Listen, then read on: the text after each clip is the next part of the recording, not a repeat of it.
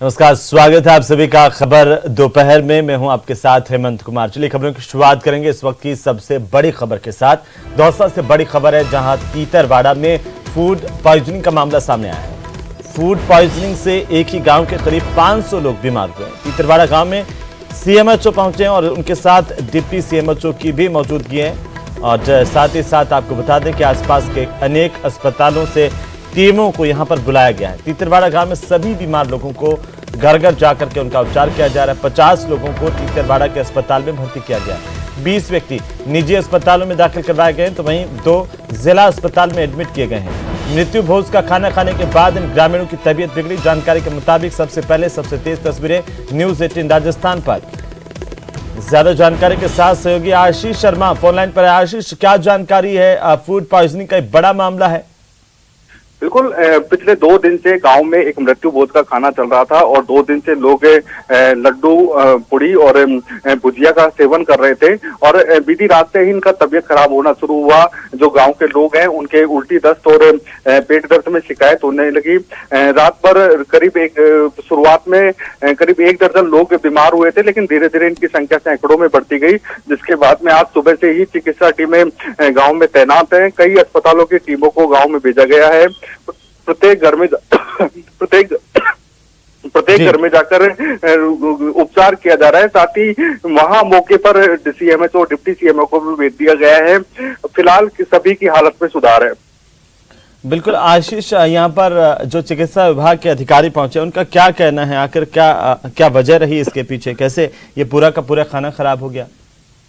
बिल्कुल, जो मृत्यु भोज में जो खाना बना था उसके लिए सैंपल टेस्ट किए जा रहे हैं। उनके लिए सैंपल ले लिए हैं और वहाँ मौके पर चिकित्सा विभाग के अधिकारी मौजूद हैं। जांच रिपोर्ट आने के बाद ही पूरी कार्रवाई की जाएगी। चलिए, बहुत शुक्रिया तमाम जानकारी के लिए और हमारे साथ जुड़ने के लिए। बहरहाल ये तस्वीरें हैं कि किस तरीके से यहाँ पर जो ग्रामीण बीमार हुए हैं उनको अब अस्पताल में दाखिल करवाया गया। हालांकि चिकित्सा विभाग के जिले के सबसे बड़े अधिकारी सीएमएचओ यहाँ पर गांव में पहुंच चुके हैं डिप्टी सीएमएचओ के साथ, उनकी टीम के साथ, और लगातार वे निगरानी कर रहे हैं, खुद मॉनिटरिंग कर रहे हैं कि लोगों को समुचित इलाज मिल पाए।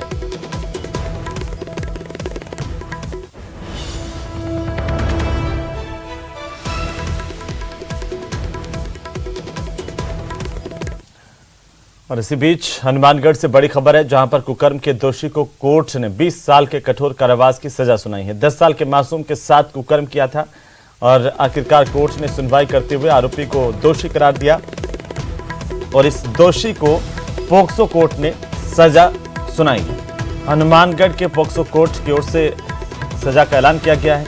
कोर्ट ने दोषी पर 50,500 रुपए का जुर्माना भी लगाया। 2019 का मामला खुइया थाने में केस दर्ज किया गया था जहां पर मासूम नाबालिग के साथ कुकर्म किया गया।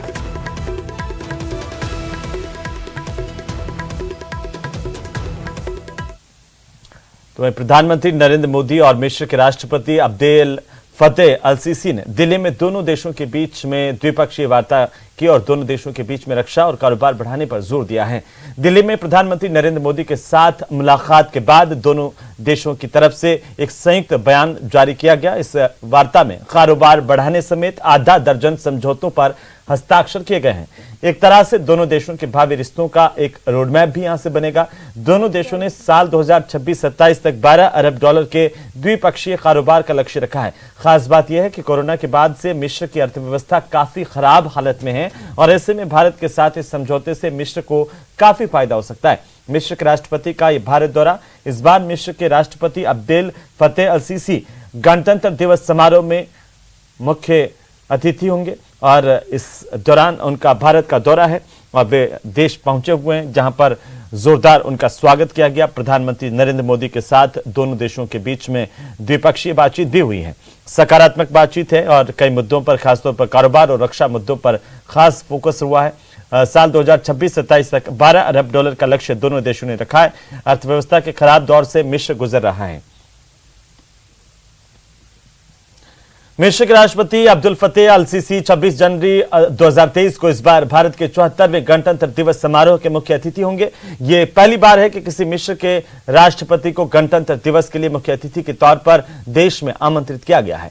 अब्दुल फतेह अल सीसी 2014 से मिस्र के राष्ट्रपति के तौर पर कार्यरत हैं। अलसीसी 24 जनवरी को शाम 6 बजे अपने सरकारी विमान से नई दिल्ली पहुंचे थे, जहां पर उनका जोरदार स्वागत किया गया। आज राष्ट्रपति भवन में भी औपचारिक तौर पर अलसीसी का स्वागत किया गया, जिसमें राष्ट्रपति और प्रधानमंत्री मौजूद रहे। अलसीसी अपने भव्य स्वागत से अभिभूत नजर आ रहे हैं। और अब बात है उस फिल्म को लेकर जिस पर काफी सुर्खियां लगातार आ रही हैं और काफी वक्त से विवाद भी है। साल 2023 की सबसे बड़ी फिल्म मानी जा रही है शाहरुख खान अभिनीत फिल्म पठान को लेकर देश भर में कहीं गुस्सा है, कहीं जश्न है, तो कहीं विरोध है। आपको बता दें कि विरोध में पोस्टर्स कहीं कहीं फाड़े जा रहे हैं और फिल्म के गाने को लेकर के दरअसल हिंदू संगठनों ने आपत्ति जताई, विरोध जताया। इसके बाद में फिल्म फिर सेंसर बोर्ड में गई और दावा है कि फिल्म का नया वर्जन रिलीज हुआ है, लेकिन शहर शहर विरोध और जश्न दोनों की तस्वीरें सामने आ रही हैं। फिल्मी जानकारों के मुताबिक करीब 8000 स्क्रीन के साथ रिलीज होने वाली ये अब तक की हिंदी की सबसे बड़ी फिल्म है पठान। पठान में शाहरुख खान रॉ के एजेंट बने हैं। वे देश को बचाने के लिए दुश्मनों से लड़ते दिखाई देते हैं। शाहरुख का इस फिल्म में अब तक का सबसे अलग और अनोखा अवतार दिख रहा है। पठान हिंदी, तमिल और तेलुगु भाषाओं में एक साथ रिलीज की गई हैं। 3 अलग अलग तस्वीरें हैं। ये तस्वीरें पुणे और पटना के साथ साथ मुंबई की तस्वीरें हैं। तो कहीं जश्न का माहौल है पठान की रिलीज पर, तो कहीं लगातार विरोध भी दर्ज किया जा रहा है। हिंदू संगठन लगातार विरोध कर रहे हैं। कई मल्टीप्लेक्स में जाकर के उन्होंने शो भी बंद करवाए हैं। बहरहाल पुलिस और प्रशासन लगातार इस पर भी काम कर रहा है।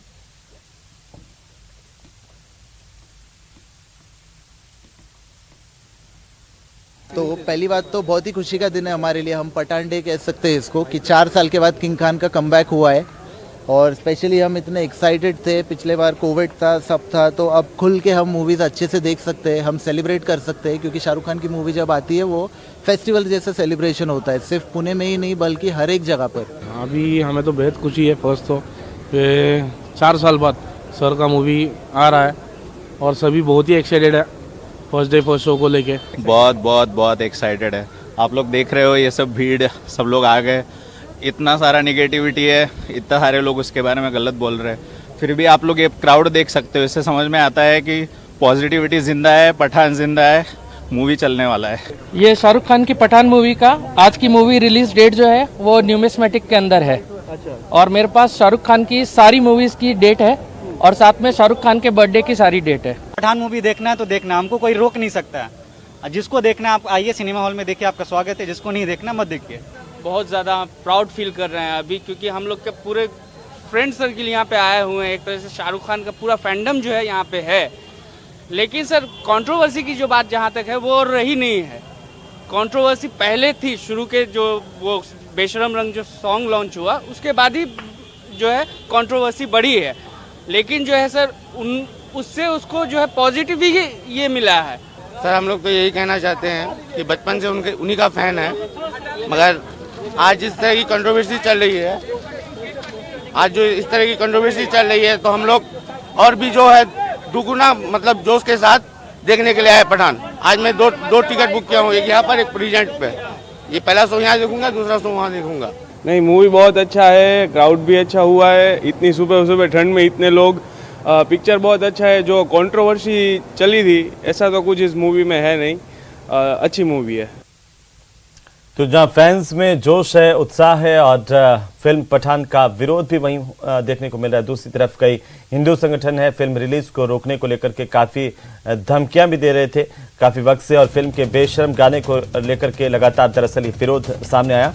यहाँ पर इस गाने में दीपिका पादुकोण की पहनी गई भगवा बिकनी को हटाने की मांग को लेकर विरोध हुआ। मांग है कि फिल्म को रिलीज होने से रोका जाए। विरोध करने वाले फिल्म के शो का बाइकआउट कर फिल्म और शाहरुख के पुतले तक फूंके गए, लेकिन इन सब का पठान पर कोई असर होता दिखाई नहीं दे रहा है। बॉक्स ऑफिस पर फिल्म धड़ल्ले से रिलीज हुई है, धमाकेदार रिलीज, और दूसरी तरफ विरोध की तस्वीरें भी। इंदौर, बेंगलुरु और पटना से विरोध की तस्वीरें सामने आई है, जहां पर कुछ हिंदू संगठनों की ओर से इस फिल्म के पोस्टर्स जलाए गए हैं और नारेबाजी की गई है। कई जगह पर फिल्म मल्टीप्लेक्स में भी कुछ संगठनों के युवा नौजवान पहुंचे और यहां से इस फिल्म के प्रदर्शन को रुकवाया भी गया है। इसके पहले भी कई पिक्चर ऐसी बन चुकी है जिसमें विवादित सीन थे और उसके बाद उन्होंने वो सीन हटा दिए। ये गलती बार बार कर रहे हैं और जानबूझकर कर रहे हैं, षड्यंत्र पूर्वक तरीके से कर रहे हैं। देशद्रोहियों के लिए बहुत खुशखबरी है कि आज पठान फिल्म रिलीज हुई है, किंतु देशभक्त के लिए आज एक काला दिन है कि ऐसे लोगों की फिल्म रिलीज हुई है जो कि भारत में अपने आप को सुरक्षित महसूस नहीं करते हैं। आज सर हमने दिन भर के शो भी हाल फिलहाल कैंसिल किए हैं और जो सीन के लिए आपत्ति जताई गई थी वो ऑलरेडी सेंसर बोर्ड ने हटा दिए हैं, बट स्टिल विरोध था तो हम लोगों ने उस हिसाब से विरोध को देखते हुए आज दिन भर के सारे शो कैंसिल किए। सनातन धर्म के ऊपर कहीं न कहीं चोट पहुंचा है। भगवा रंग जिस तरीके से दिखाया गया इस फिल्म में, दीपिका पादुकोण जिस तरीके से भगवा रंग पहनकर इस फिल्म को दर्शाई है, आज हम लोगों ने सनातन धर्म को जितने लोग मानते हैं सद्बुद्धि के लिए हम लोगों ने हवन किया है और शाहरुख खान का फिल्म पठान का हम लोगों ने विरोध किया है। इस फिल्म को पटना के किसी हॉल में हम लोग रिलीज नहीं होने देंगे। आज हम लोग सभी मिल करके हवन किए और जो पठान फिल्म जो बना है उसके खिलाफ हम लोग नारेबाजी किए हैं और पुतला जलाए हैं। उस पठान फिल्म में जो है साड़ी जो पहनी हुई है, जो ड्रेस पहनी हुई है, जो भगवा रंग है। और अब बात उदयपुर की, जहां पठान फिल्म को लेकर विरोध प्रदर्शन हुआ है। लेक सिटी में राम सेना और करनी सेना की तरफ से सेलिब्रेशन मॉल के बाहर जमकर के प्रदर्शन किया गया। संगठन की ओर से मूवी के पोस्टर्स फाड़े गए और नारेबाजी की गई है। इस दौरान पुलिस के आला अधिकारी जाब्ता तैनात रहा। संगठन के पदाधिकारी मूवी में से आपत्तिजनक सीन हटाने की मांग कर रहे हैं।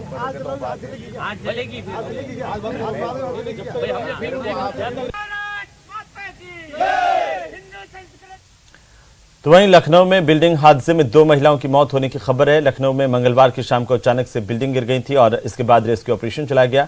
इसमें 2 महिलाओं की मौत हुई है। इस बिल्डिंग में यूपी के समाजवादी पार्टी के एक बड़े नेता का परिवार रहता था। इस हादसे में मरने वाली दोनों ही महिलाएं उनकी रिश्तेदार हैं।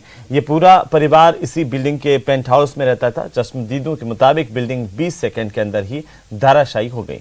लखनऊ के कमिश्नर ने यजदान बिल्डर्स की ओर से बनाई गई इस अन्य बिल्डिंगों की जांच पड़ताल भी अब शुरू कर दी है। तो तस्वीरें हैं, राहत और बचाव दल की तस्वीरें हैं। लोगों को यहां से बचाया गया है। हालांकि 2 महिलाओं की मौत हुई है। हम लोगों ने जो है 2 लोगों को बाखैरियत निकाला था बाहर जो है, और अस्पताल में उनकी इलाज चल रहा है, वो ठीक हैं। एक बेगम हैदर को फिर हम लोगों ने निकाला था, 85 साल की हैं, तो हॉस्पिटल में पहुंचने के बाद में फिर उनकी डेथ हो गई है। उनके अंदर क्रश इंजरीज थी, क्योंकि जो जब बिल्डिंग गिरी है तो अंदर उनके ऊपर एक भारी वस्तु गिरी है जिसकी वजह से उनको चोट आई थी जो है। इसके अलावा जो अभी यहाँ पर वर्तमान में स्थिति है, तो एक जो ट्रैप्ड हमारी लेडी है तो उसका हमारा संपर्क हुआ है, बातचीत हुई है, परिजनों की भी बातचीत हुई है। तो वहीं Baahubali fame director S S. Rajamouli की फिल्म RRR पिछले साल मार्च में सिनेमाघरों में रिलीज हुई थी और इस फिल्म जबरदस्त कमाई भी की थी। दुनिया भर के सिने प्रेमियों को यह फिल्म बेहद ही पसंद आई थी। फिल्म का फेमस गाना नाटू नाटू लोगों की जुबान पर चढ़ा हुआ। इस गाने को गोल्डन ग्लोब अवार्ड मिल चुका है। अब यह गाना ऑस्कर के बेस्ट ओरिजिनल सॉन्ग कैटेगरी में नॉमिनेट हो चुका है और इस तरह की उम्मीदें हैं कि साल 2008 में आई स्लम डॉग मिलीनियर के सॉन्ग जय हो के बाद इस गाने को भी ऑस्कर अवार्ड मिल सकता है।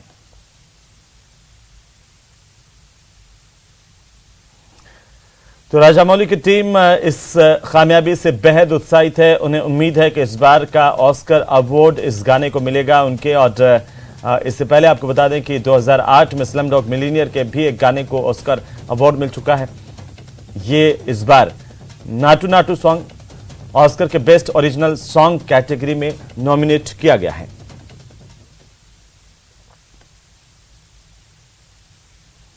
वहीं भरतपुर से बड़ी खबर, जहां पर पेड़ से कार के टकराने की जानकारी सामने आ रही है, जिससे हादसा हुआ है। टायर फटने से बैलेंस बिगड़ा और इससे यह हादसा हुआ। हादसे में एक महिला और एक पुरुष की दर्दनाक मौत हुई है। घायलों को अस्पताल में भर्ती करवाया गया। चिरावल मोड़ के पास ये घटना हुई। सभी लोग कठुमर गांव के निवासी बताए जा रहे हैं, मैथना के रहने वाले हैं।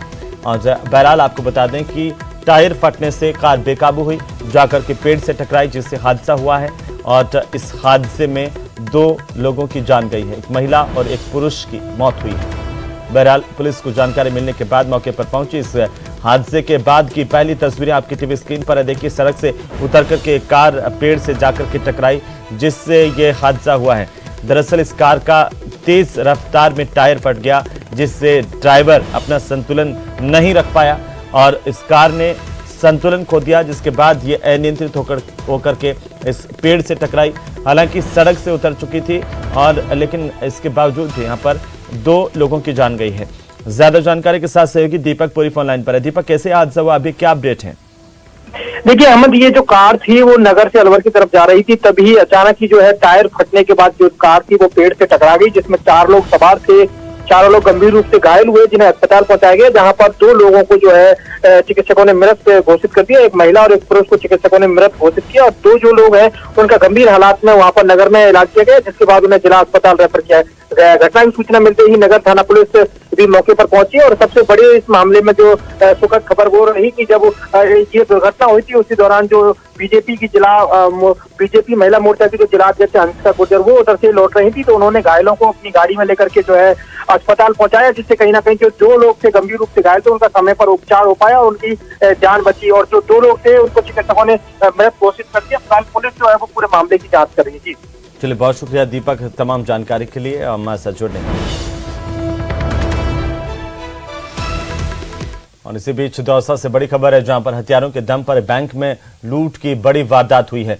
3 नकाबपोश बदमाशों ने बैंक में लूटमार की है, अंधाधुंध फायरिंग भी की। हालांकि फायरिंग में किसी के हताहत होने की खबर नहीं है। करीब 8 लाख रुपए लूट लिए गए। नकाबपोश बदमाश मंडावली थाना इलाके के बिलोना कला गांव पहुंचे थे, जहां पर राजस्थान मरुद्रा ग्रामीण बैंक बिलोना कला में ये वारदात हुई। तस्वीरें सामने आई, सीसीटीवी फुटेज भी, और इनके आधार पर पुलिस लगातार जांच कर रही है। नाकाबंदी भी करवाई गई, लेकिन लुटेरे देखिए किस तरीके से दहशत पैदा करके इस वारदात को अंजाम देने में कामयाब रहे। इसके बाद मौके से 8 लाख रुपए बैग में भर करके फरार हो गए।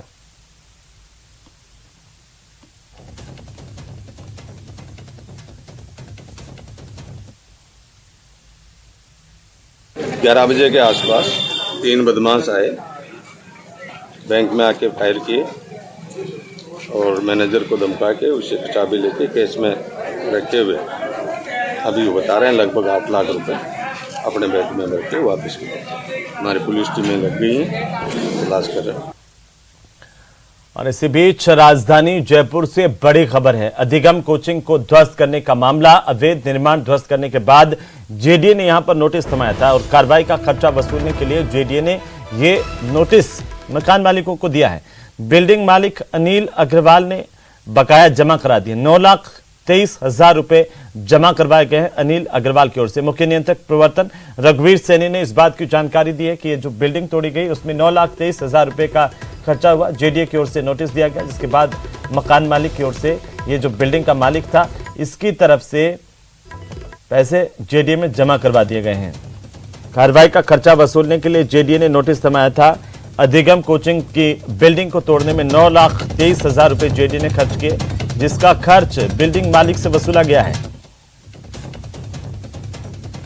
और बिल्डिंग मालिक ने ये पैसे जमा करवा दिए हैं। अनिल अग्रवाल नाम का ये बिल्डिंग मालिक है, जिसने अवैध कब्जा करके यहाँ पर ये पूरी की पूरी अधिगम कोचिंग के तौर पर बिल्डिंग जो है वो खड़ी कर दी थी, इमारत खड़ा कर दी थी और इस इमारत को दे दिया था जो पेपर लीक माफिया है उनको किराए पर। आखिरकार जब ये पूरा मामला उजागर हुआ तो अनिल अग्रवाल की इस बिल्डिंग पर कार्रवाई की गई है। जेडीए की ओर से इसे ध्वस्त किया गया और इसमें जो भी खर्चा हुआ वो इससे वसूला गया है। इस अनिल अग्रवाल को इससे पहले नोटिस दिया गया था, जहां पर अब इस बिल्डिंग के मालिक अनिल अग्रवाल, जिस पर यह आरोप है कि इसने अतिक्रमण किया, सरकारी भूमि पर सेटबैक के नियमों की अवहेलना की, जेडीए के नियमों की सरेआम इस अनिल अग्रवाल ने अवहेलना की थी। अब इसके खिलाफ जो है वो कार्रवाई होने के बाद इसको नोटिस जारी किया गया था और नोटिस में इसे खर्चा वसूलने की बात थी। इसने अब ये पैसे जमा करवा दिए हैं। तो लगातार जेडीए एक्शन में है। आपको बता दें कि अधिगम कोचिंग की बिल्डिंग को ध्वस्त करने के मामले को लेकर के बड़ी अपडेट है, बड़ी जानकारी है। यहां पर कार्रवाई का खर्चा बिल्डिंग के मालिक से जेडीए ने वसूल लिया है। ये बिल्डिंग का मालिक अनिल अग्रवाल, जिसने अवैध अतिक्रमण कर ये बिल्डिंग खड़ी की थी और इसके ऊपर जुर्माना लगाया गया है। साथ ही साथ जो ध्वस्तीकरण की कार्रवाई जेडीए की तरफ से की गई, जो खर्चा उसमें हुआ वो खर्चा इससे वसूला गया। वहीं बीकानेर में शिक्षकों की मांग को लेकर के स्कूली बच्चों और ग्रामीणों का विरोध देखने को मिला है। डंडी गांव से बीकानेर के लिए स्कूली बच्चों और ग्रामीणों की ओर से पैदल कूच किया जा रहा है। वहीं राजासर भाटियान गांव में भी स्कूली बच्चों ने स्कूल में तालाबंदी कर शिक्षक मांगे हैं। इनका कहना है कि लंबे समय से इनके स्कूलों में टीचर नहीं है, तो ऐसे में इन स्कूलों का क्या औचित्य है जहां पर बच्चे नहीं पढ़ पाए। बिना टीचर के बच्चों का भविष्य खराब हो रहा है और इस तरफ कोई ध्यान नहीं दे रहा, जिसको लेकर के इनको ये कदम उठाना पड़ा है। दो अलग अलग तस्वीरें हैं। पहली जो तस्वीर है वो डंडी गांव से बीकानेर मुख्यालय तक पैदल मार्च पर निकले मासूमों की तस्वीर है और दूसरी जो तस्वीर है वह राजासर भाटियान गांव की तस्वीरें हैं, जहां पर पूरा गांव और यहाँ के बच्चे जो हैं जो स्कूल में पढ़ते थे, उन्होंने स्कूल के ताला लगा करके बाहर प्रदर्शन शुरू कर दिया है। सरकार से मांग की जा रही है कि उनके स्कूलों में टीचर्स की कमी को दूर किया जाए ताकि वे पढ़ सकें। उधर जैसलमेर में भारत और मिस्र की सेना का साझा युद्धाभ्यास 14 जनवरी से लगातार जारी है और ये युद्धाभ्यास 27 जनवरी तक जारी रहेगा। इस दौरान दोनों सेनाओं की ओर से ज्वाइंट ऑपरेशन के तहत युद्धाभ्यास के दौरान दुश्मनों के ठिकानों को नेस्तनाबूद कर दुश्मनों को मार गिराने की साझा यहां पर ट्रेनिंग की है। हेलीकॉप्टर से जमीन पर उतरे जवानों ने आतंकियों को पलक झपकते ही ढेर कर दिया। जैसलमेर में चल रहे भारतीय और मिस्र सेना के संयुक्त अभ्यास साइक्लोन फर्स्ट में हेलबॉर्न ऑपरेशन किया गया। हेलबॉर्न ऑपरेशन के दौरान दोनों सेनाओं के 150 के करीब जवान आपसी तालमेल, संचालन और प्रोफेशनल स्किल्स का प्रदर्शन करते हुए एक दूसरे से दोनों को साझा किया है और सर्जिकल स्ट्राइक के साथ ही आतंकियों से निपटने के गुर भी एक दूसरे से सीख रहे हैं। ये पहला मौका है जब दोनों देशों की सेना कोई सैन्य एक्सरसाइज एक साथ कर रही है।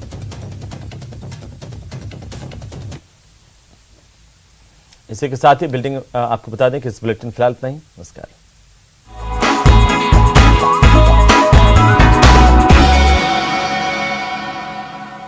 हेडलाइंस